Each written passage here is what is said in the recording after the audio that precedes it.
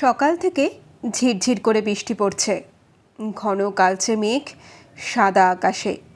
বিকেল হতে না হতেই সারা শহরে অন্ধকার নেমে এলো। সন্ধেবেলাতেই মনে হলো বেশ রাত্রির, আর রাত্রির 12টার সময় যেন শেষ রাত। বিখ্যাত গোয়েন্দা মণিময় রুদ্র হাতঘড়ির দিকে তাকিয়ে ছোট্ট একটা হাই তুললেন। কাজের টেবিল থেকে উঠে ঘুমোতে যাওয়ার সময় হয়েছে এবার। শেখর বসু আজকের লেখক, গল্পের নাম গোয়েন্দার ঘরে। গোয়েন্দার ঘরে তাহলে ঠিক কী হয়েছে সেটা তাহলে আমাদেরকে জেনে নিতে হবে। তো চলো পুরো গল্পটা আমরা সবাই মিলে একসাথে শুনি। ভালো লাগলে পরে লাইক করতে, কমেন্ট করতে আর গল্পটাকে সবার সাথে শেয়ার করে দিতে কিন্তু একদম ভুলো না। প্রথমবার আমার চ্যানেলে ভিজিট করে থাকলে পরে নিচের লাল রঙের সাবস্ক্রাইব বাটনটাকে একবার ক্লিক করে দিয়ে আমাকে আগে এগিয়ে যেতে আরও বেশি করে সাহায্য করো, যাতে তোমাদের জন্য আরও এরকম অনেক সুন্দর সুন্দর গল্প আমি নিয়ে আসতে পারি। চলো আর একটিও বিনা বাক্য ব্যয় শুনে নিই শেখর বসুর লেখা গোয়েন্দার ঘরে। খোলা জানলা দিয়ে ঠান্ডা আসছে। অন্যান্য রাতে এই সময় আশেপাশে দু একটা ফ্ল্যাটে আলো জ্বলে, ছোটোখাটো শব্দ ভেসে আসে। আজ কোথাও কোনো শব্দ নেই। বাইরে এত অন্ধকার যে মনে হচ্ছে পাশের বাড়িগুলো অনেক দূরে সরে গেছে। মণিময় রুদ্র টেবিলের দরকারি কাগজগুলো ড্রয়ারে ঢুকিয়ে ফ্লাক্স থেকে এক কাপ কালো কফি ঢেলে নিলেন। শুতে যাওয়ার আগে কালো কফি খাওয়া ওর দীর্ঘদিনের অভ্যাস। কফিতে সবে প্রথম চুমুকটা দিয়েছেন, এমন সময় কলিং বেল বেজে উঠল। নিশুতি রাতে হঠাৎ কলিং বেলের শব্দে সামান্য একটু চমকে উঠলেন মণিময়বাবু। কে? ছোট্ট পিস্তলটা স্লিপিং স্যুটের পকেটে ঢুকিয়ে দরজা খুললেন। দরজার গোড়ায় সারা শরীর বর্ষাজিতে ঢাকা ভদ্রলোক মণিময়বাবুর অচেনা। ভদ্রলোক বললেন, আচ্ছা, আপনি কি প্রাইভেট ইনভেস্টিগেটর মণি? থামিয়ে দিয়ে মণিবাবু বললেন, হ্যাঁ, ভেতরে আসুন। বসার ঘরে টেবিলের উল্টো দিকের চেয়ারে বসবার মুখে ভদ্রলোক বললেন, অসময়ে আসার জন্য আমি অত্যন্ত দুঃখিত, কিন্তু এত জরুরি কাজ যে এখনই না এসে উপায় ছিল না। মণিময়বাবু কথার উত্তর না দিয়ে খুব দ্রুত খুঁটিয়ে দেখে নিলেন ভদ্রলোককে। উনি বর্ষাতি খুলতে খুলতে ঘরে ঢুকছিলেন। চেয়ারে বসার পরে ওটা নামিয়ে রাখলেন মেঝের ওপর। ভদ্রলোকের বয়স বছর 50। পোশাক আশাক বেশ দামি, হাতের আঙুলে বেশ বড় একটা হীরের আংটি। ভদ্রলোক একটু কেশে গলা পরিষ্কার করে বললেন, কাজটা সত্যিই খুব জরুরি। তাছাড়া এত রাত্রিরে আসার বড় কারণ হলো আমি এই ব্যাপারটা গোপন রাখতে চান, তাই তো? অবাক হয়ে ভদ্রলোক জিজ্ঞাসা করলেন, কি করে বুঝলেন? মণিময়বাবু হেসে বললেন, এটা বোঝার জন্য খুব একটা বুদ্ধিমান হওয়ার প্রয়োজন নেই, একটু চোখ কান খোলা রাখলেই যথেষ্ট। এখন বৃষ্টি নেই, অথচ বর্ষাতে আর টুপিতে আপনি সারা শরীর মাথা ঢেকে এসেছেন। আরও একটা ব্যাপার, আপনি এই রাস্তার মোড়ে আপনার গাড়ি রেখে এসেছেন। এবার ভদ্রলোক একটু বোধহয় চমকেই গেলেন। মণিময়বাবু আগের মতোই হেসে বললেন, এটা বোঝা আরও সোজা। বড় রাস্তা সিএমডি এর খোঁড়াখুড়ি চলছে, বৃষ্টিতে সে রাস্তা কাদায় কাদা। এই পথ দিয়ে হেঁটে এলে আপনার জুতোয় কাদা নেই, আপনি আমার বাড়ির সামনে গাড়ি থেকেও নামেননি, সুতরাং অনুমান করা যেতে পারে এই রাস্তার মোড়ে আপনি গাড়ি রেখে এসেছেন। ভদ্রলোক বেশ তারিফ করার ভঙ্গিতে বললেন, আপনার কথায় আসা যাক। তার আগে বলুন, আপনার নাম কি, কোথায় থাকেন, কি করেন? কিছু মনে করবেন না, কোনো কেস হাতে নেওয়ার আগে এগুলো আমি জেনে নিই। ভদ্রলোক মণিময়বাবুর কথার উত্তর দিলেন না সঙ্গে সঙ্গে। কয়েক মুহূর্ত চুপ করে থেকে বললেন, আমি খুব দুঃখিত, আপনার এই প্রশ্নগুলোর উত্তর দিতে পারবো না। আমি আমার পরিচয় গোপন রাখতে চাই। তবে আপনি আপনার কাজের জন্য ভাববেন না, যা চান তাই দেব।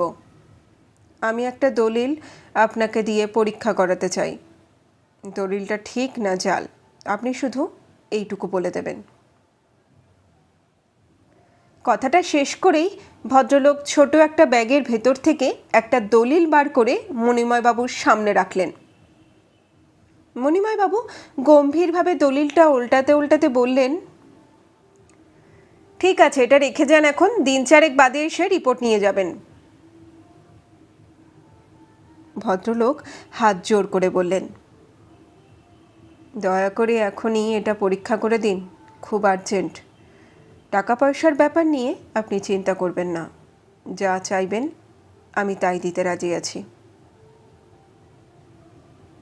মণিময়বাবু এবার একটু অসন্তুষ্ট হয়ে বললেন, বারবার টাকা পয়সার কথা তুলবেন না। আমার যা ফিস আমি তাই নিয়ে থাকি, কখনো তার বেশি নিই না। ভদ্রলোক রীতিমতো অপ্রস্তুত হয়ে গেলেন।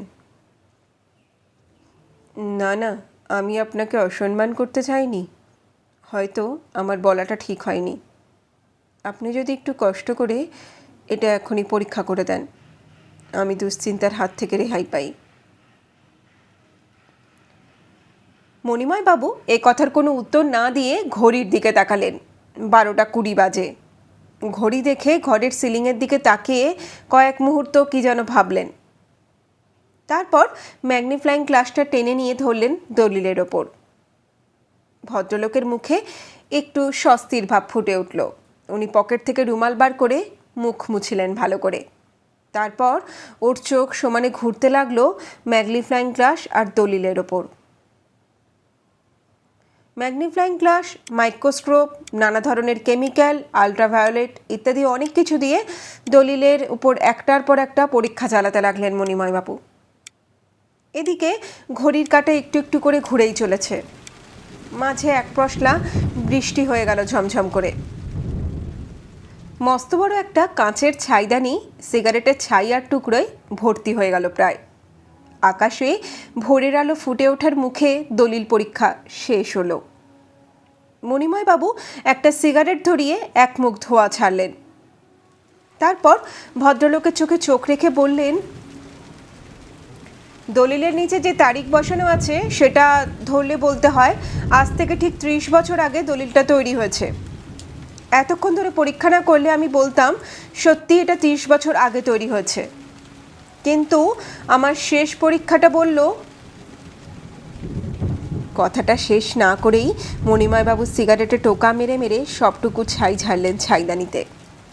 তারপর বললেন, শেষ পরীক্ষায় জানলাম এই দলিলটার বয়স 3 সপ্তাহের বেশি নয়। প্রায় নিখুঁত জালিয়াতি, বোঝা যায় বেশ পাকা লোকের কাজ। ভদ্রলোক প্রায় আঁতকে উঠলেন। বলেন কি? মণিময়বাবু হেসে বললেন, হ্যাঁ সত্যিই পাকা কাজ। আমি তো আর একটু হলেই রায় দিয়ে ফেলছিলাম দলিলটা খাঁটি। ভদ্রলোক থমথমে মুখ করে কয়েক মুহূর্ত চুপ করে থাকার পরে মুখ খুললেন। আচ্ছা, দলিলটা যে জাল সেটা আপনি ছাড়া আর কোনো ডকুমেন্ট এক্সপার্ট কি ধরতে পারবে? মণিময়বাবু একটু ইতস্তত করে বললেন, এ প্রশ্নে স্পষ্ট উত্তর দেওয়া কঠিন আর বোধহয় উচিত হবে না। না না, আপনি বলুন। দেখুন, এই ধরনের ডকুমেন্ট পরীক্ষার কাজে দুটো জিনিসের দরকার হয়, এক বুদ্ধি, দুই সার্টিফিকেটের যন্ত্রপাতি। কার বুদ্ধি কতখানি সে বিচার আপনারা করবেন। তবে আমার কাছে যে ধরনের যন্ত্রপাতি আছে সেই ধরনের যন্ত্রপাতি এই দেশে আর একজনেরই ছিল। আমার মনে হয় তিনি হয়তো ধরতে পারতেন এই দলিলটা জাল। কে তিনি? এখন কোথায় আছেন? তার নাম ডাক্তার সাক্সেনা। সাক্সেনা আজ থেকে ঠিক 2 সপ্তাহ আগে রহস্যজনকভাবে খুন হয়েছেন। খুন? খুনি ধরা পড়েছে? না। খুনের খবর শুনে ভদ্রলোকের মুখ দুঃখী দুঃখী হয়ে উঠল। নিচু গলায় বললেন, আজকাল এই এক হয়েছে, কথায় কথায় খুন। আচ্ছা, আমি এবার উঠব, একটু চা কিংবা কফি। মণিময় বাবু ব্যস্ত হয়ে বললেন, নিশ্চয়ই, বলে ফ্লাক্সটা টেনে নিয়ে 2 কাপ কফি ঢাললেন। ভদ্রলোক ইতস্তত করে বললেন, আমার আবার কালো কফি ঠিক চলে না, একটু দুধ। দুধ তো মানে আমি দুধ খাই না, এত ভোরে বাইরে থেকে আনবার উপায়ও নেই। ঠিক আছে ঠিক আছে, ভদ্রলোক অপ্রস্তুত মণিময় বাবুকে শান্ত করার গলায় বললেন। তারপর বললেন, 1 গ্লাস জল হবে? টেবিলের ওপরই ওয়াটার বটল ছিল। মণিময় বাবু 1 গ্লাস জল ভরে এগিয়ে দিলেন ভদ্রলোকের দিকে। ঠান্ডা জল হবে না? না, আমার ফ্রিজটা পরশু থেকে খারাপ হয়ে গেছে। একটু ইতস্তত করে ভদ্রলোক 2 চুমুক জল খেয়ে গ্লাসটা নামিয়ে রাখলেন। মুখে কেমন যেন অস্বস্তির ছাপ। মণিময়বাবু বললেন, আপনি কিছু স্ন্যাক্স মানে বিস্কুট টিস্কুট খাবেন? ভদ্রলোক সঙ্গে সঙ্গে মাথা নাড়িয়ে হ্যাঁ বললেন। মণিময়বাবু উঠে গেলেন ভেতরের ঘরে। ফিরে এলেন মিনিট 4 বাদে। হাতের প্লেটে 3-4 রকমের বিস্কুট। ভদ্রলোক এর মধ্যেই কালো কফির কাপ অর্ধেক শেষ করে ফেলেছেন। মণিময়বাবু ঘরে ঢুকতেই বললেন, ইস, আপনার কফির কাপ তো একেবারে ঠান্ডা হয়ে গেল, খেয়ে নিন। মণিময়বাবু কথার উত্তরে মৃদু হাসলেন। তারপর বিস্কুটের প্লেটটা ভদ্রলোকের সামনে রেখে কফির কাপ টেনে নিলেন। ভদ্রলোক বিস্কুটের 1 টুকরো ভেঙে মুখে ফেলে বললেন, কফি কি ঠান্ডা হয়ে গেছে? না, তাছাড়া আমি একটু ঠান্ডা কফি পছন্দ করি।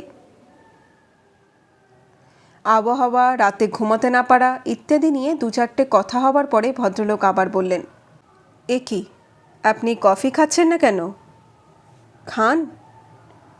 না না, তাই কখনো হয়? একটু অন্তত খান, না খেলে আমিও আর খাবো না। ভদ্রলোক হাতের বিস্কুটটা নামিয়ে রাখলেন প্লেটের ওপর। মণিময়বাবু এ কথার কোনো উত্তর না দিয়ে জিজ্ঞাসা করলেন, আচ্ছা, আপনি কি ডক্টর সাক্সেনাকে চিনতেন? কোন সাক্সেনা? ও, ডকুমেন্ট এক্সপার্ট সাক্সেনা? না, চেনা তো দূরের কথা, ওর নাম আমি আপনার কাছেই প্রথম শুনলাম। আমি যদি বলি আপনি ওকে চিনতেন, এই দলিলটা আপনি ডক্টর সাক্সেনাকে দিয়েও পরীক্ষা করিয়েছেন? কি যা তা বলছেন? পরীক্ষা করিয়েছি, তার প্রমাণ কি? প্রমাণ আছে ডক্টর সাক্সেনার গোপন মাইক্রোফিল্ম। আর ভদ্রলোক বাঁকা করে হেসে বললেন, আপনি নির্ঘাত কিছু একটা ভুল করছেন। ডক্টর সাক্সেনার কাছে আমি গিয়েছিলাম। এটা গোপন করার পেছনে আমার কি উদ্দেশ্য থাকতে পারে? উদ্দেশ্য স্পষ্ট। আপনি দেখতে চেয়েছিলেন দলিলের জালিয়াতি ডকুমেন্ট এক্সপার্টরা ধরতে পারে কিনা। আপনি নিশ্চিত হয়ে জাল দলিল যথাস্থানে পেশ করতে চান। আপনি আমার কাছেও ওই একই কারণে এসেছেন। ডক্টর সাক্সেনা ধরতে পেরেছিলেন দলিলটা জাল। সুতরাং কি? ভদ্রলোক উত্তেজিত হয়ে উঠলেন। মণিময়বাবু একটু হেসে বললেন, আমি আপনার জন্য ওই ঘরে বিস্কুট আনতে গিয়ে পুলিশকে ফোন করেছি। পুলিশ এক্ষুনি এসে পড়বে, চুপ করে বসুন। আপনাকে গ্রেপ্তার করার পেছনে 2টো অভিযোগ, 1 মার্ডার, 2 অ্যাটেম্প্ট টু মার্ডার। ভদ্রলোক উঠে দাঁড়িয়ে বললেন, আপনি আমাকে অপমান করছেন। মণিময়বাবু ঠান্ডা গলায় বললেন, আপনি কিছুক্ষণ আগে নানা অজুহাতে আমাকে ঘর থেকে বার করবার চেষ্টা করছিলেন। শেষকালে বিস্কুট আনার নাম করে আমি আপনাকে সুযোগ দিলাম। কিসের সুযোগ? ডক্টর সাক্সেনাকে বিষ খাইয়ে মারা হয়েছিল। কে বা কারা চায়ের কাপে বিষ মিশিয়ে দিয়েছিল। আমি বিস্কুট আনতে গিয়ে আমার কফির কাপে বিষ মেশাবার সুযোগ দিয়েছি। ভদ্রলোক চোখ মুখ লাল করে দ্রুত পকেটে হাত ঢোকাবার সঙ্গে সঙ্গেই স্লিপিং স্যুটের পকেট থেকে ছোট্ট পিস্তলটা বার করে ভারী গলায় বললেন, পিস্তল বার করবার চেষ্টা করবেন না, চুপ করে বসুন। ভদ্রলোকের চোখ মুখ ফ্যাকাশে হয়ে গেল। উনি পকেট থেকে হাত বার করে চেয়ারের ওপর বসে পড়লেন ধপ করে। একটু পরেই সিঁড়িতে ভারী পায়ের শব্দ শোনা গেল। মণিময়বাবু গলা তুলে বললেন, সোজা ঘরে চলে আসুন ইন্সপেক্টর বাবু। সিঁড়ি থেকে গম্ভীর গলায় উত্তর এলো, আসছি। কি বন্ধুরা, ছোট্ট অথচ সুন্দর এক রাতের এই রহস্যময় কাহিনীটা তোমাদের ঠিক কেমন লাগলো? ভালো লাগলো কিনা তা লাইক আর কমেন্টের মাধ্যমে কিন্তু জানিয়ে দিও। আগামী দিন তোমাদের জন্য আরও সুন্দর একটা গল্প নিয়ে আসবো। আর হ্যাঁ, প্রথমবার ভিজিট করে থাকলে সাবস্ক্রাইব বাটনটাকে টিপে দিয়েছো তো, ওটাকে কিন্তু অবশ্যই ক্লিক করে দিও। আচ্ছা, আজ তাহলে কিন্তু এখানেই বিদায় নিচ্ছি। তোমরা সবাই ভালো থেকো। নমস্কার।